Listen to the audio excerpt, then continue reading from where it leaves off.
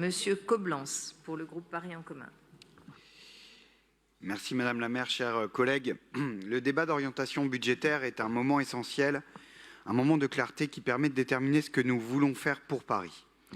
Cette année, il s'agit du dernier débat d'orientation de la mandature et il réaffirme notre cohérence, notre volonté d'agir pour les Parisiennes et les Parisiens, malgré un contexte national très difficile et des contraintes budgétaires particulièrement fortes, ça a été rappelé à de nombreuses reprises avant moi.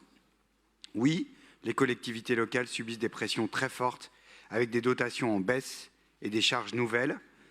Mais dans ce contexte, Paris tient, Paris investit, Paris protège et particulièrement les enfants et les familles dont je voudrais parler ce matin. Notre choix est clair. Investir dans l'éducation et la jeunesse d'abord. Pour la petite enfance, la ville conduit une politique ambitieuse avec la création, la rénovation de crèches collectives et multi-accueils. En 2026, plusieurs opérations de grande envergure sont prévues, notamment la restructuration de crèches à Paris-Centre dans le 7e, le 13e, le 15e, le 19e. Ces investissements soutiennent l'égalité professionnelle en permettant aux parents de concilier travail et famille. Investir dans l'accueil du jeune enfant est un choix politique. Une place en crèche n'est pas seulement un service rendu, c'est un levier d'égalité entre les enfants et permet donc à des parents de pouvoir reprendre un emploi, se former. Concernant les écoles, le budget 2026 confirme un investissement très important.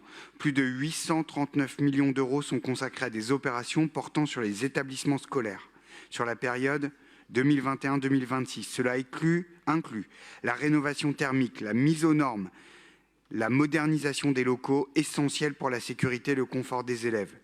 Des travaux importants sont prévus en 2026 dans plusieurs arrondissements, renforçant l'accueil dans des bâtiments plus modernes, plus durables. Par ailleurs, vous le savez, la création ou l'extension des cours Oasis, connus pour apporter fraîcheur et confort aux élèves, vont se poursuivre. Paris comptera 211 cours Oasis d'ici à la fin 2025. La ville poursuit aussi la modernisation des cantines scolaires. Depuis 10 ans, la tarification sociale reste stable avec un ticket minimal de 13 centimes pour les familles les plus modestes. C'est un choix très fort, un choix répété dans le temps de justice sociale.